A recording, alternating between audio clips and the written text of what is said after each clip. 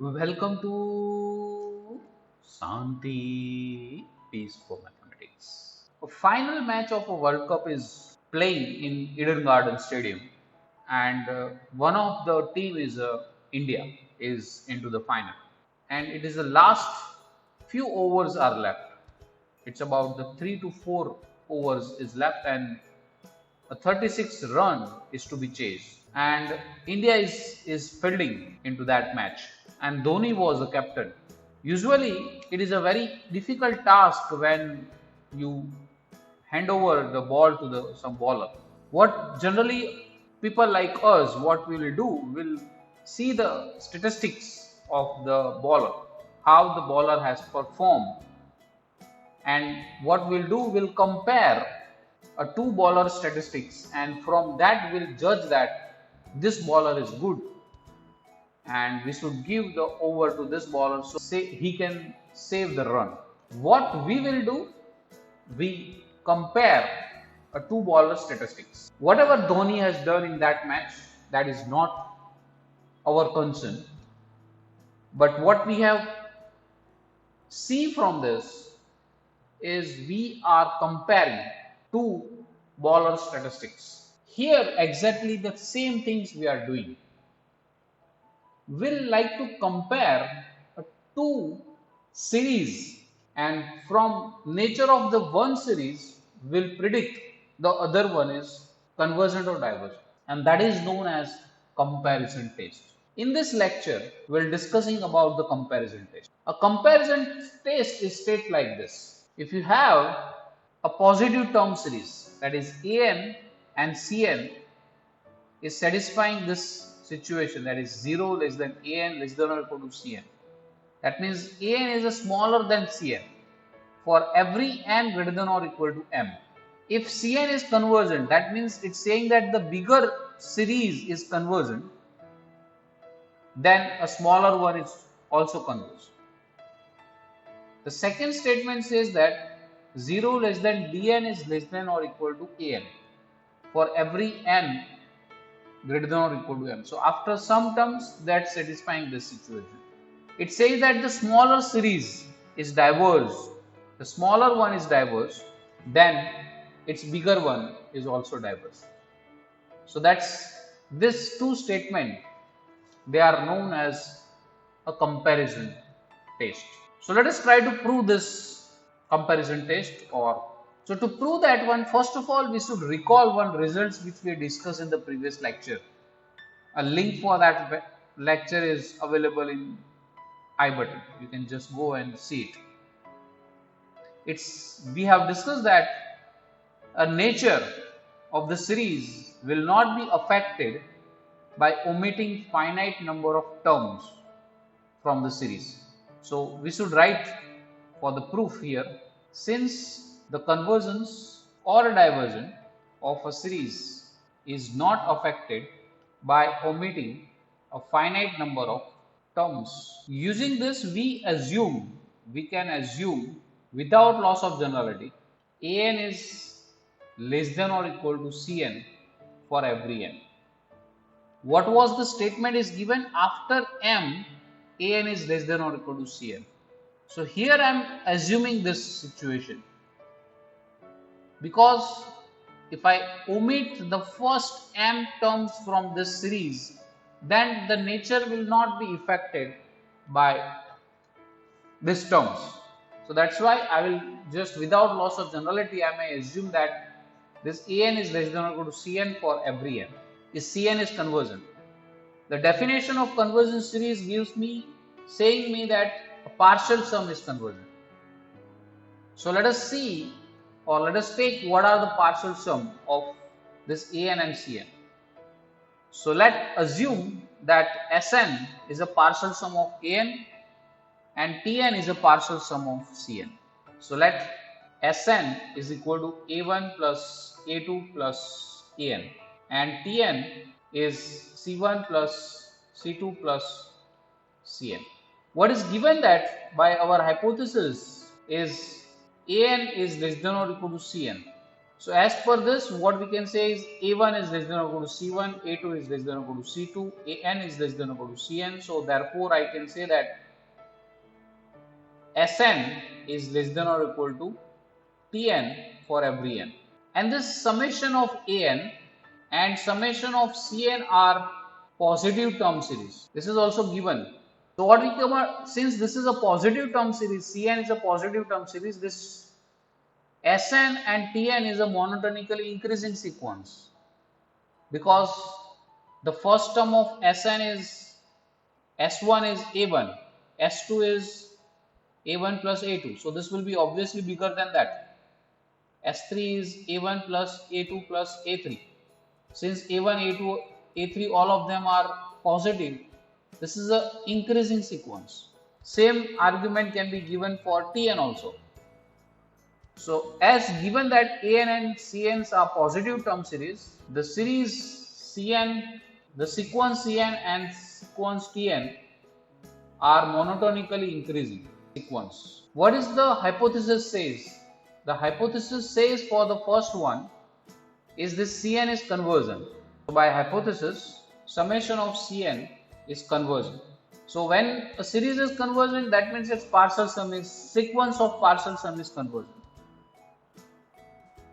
So what we can say therefore, so that the Tn, the sequence Tn is convergent sequence, and Tn is already monotonically increasing. It is increasing sequence and is a connected convergent sequence. Then it has to be a bounded sequence.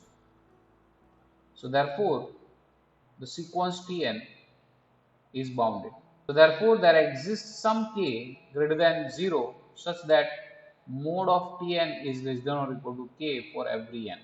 And using the hypothesis again, or using this statement number 1, what we can say is, using 1, Sn is less than or equal to Tn is less than or equal to k for every n.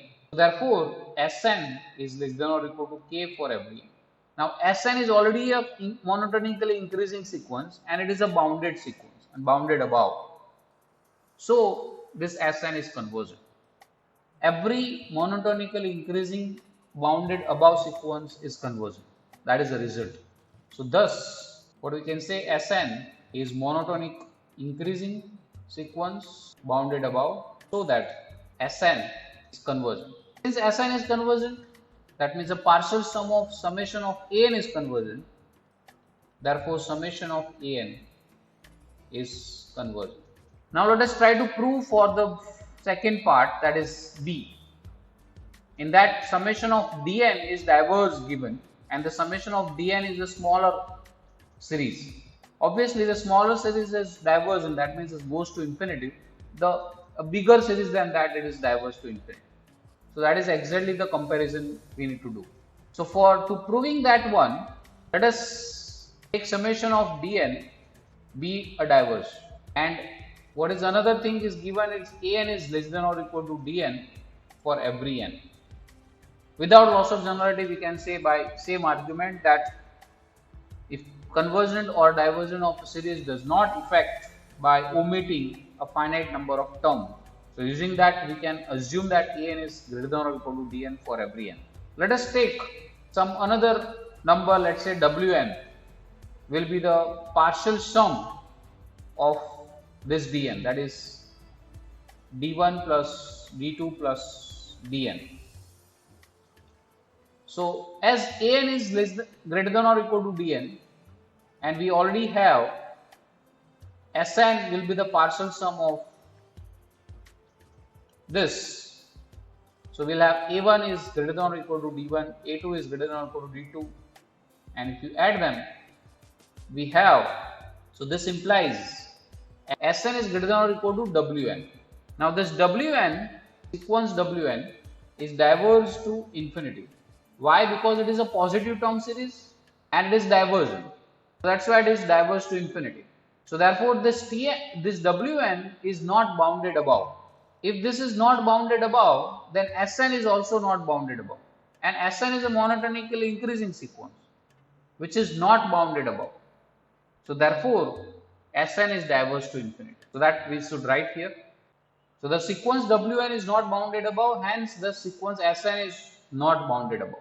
So the Sn is already monotonically increasing, which we already discussed that it is a positive term series and it is a monotonically increasing sequence, which is not bounded above.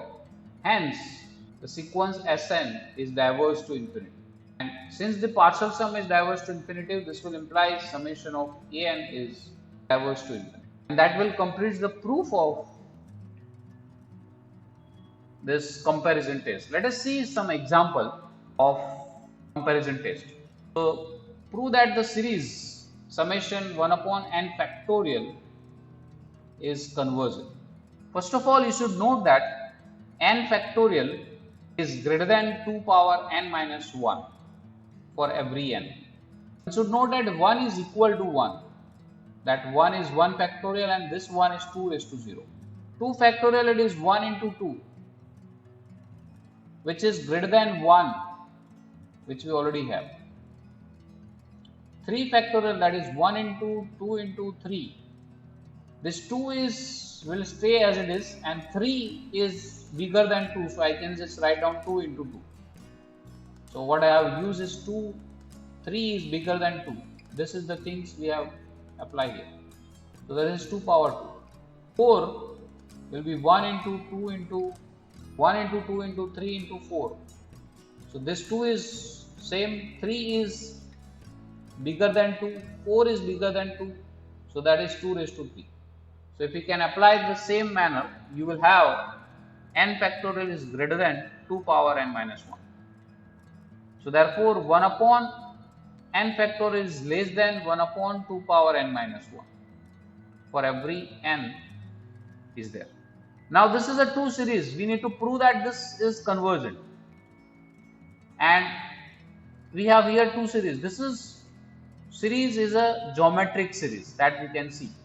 But the geometric series summation 1 upon 2 raised to n minus 1, n running from 1 to infinity, is convergent as r equal to 1 by 2, a is 1. As r is less than 1, this geometric series is convergent. So the bigger series is convergent, so its smaller one is also convergent. So therefore what we can say, summation of 1 upon n factorial is convergent. Second example I can take here is prove that summation of 1 upon square root of n is divergent. To see this one, we need to compare series with some known series. To prove this one, you should know that summation of 1 upon n is divergent. This is harmonic series, and we'll discuss that one in some of the video, that why the summation of 1 upon n is divergent. For any n, 1 upon square root of n is greater than 1 by n, which we always have. By comparison test, the smaller one is divergent, so the bigger one is also divergent. So by comparison test, that summation of 1 upon square root of n is divergent. That's it for this video. If you like this video, please press the like button. If you have any comments, suggestion or a question, please drop down in the comment box below. See you in next video. Till then, bye bye, sayonara.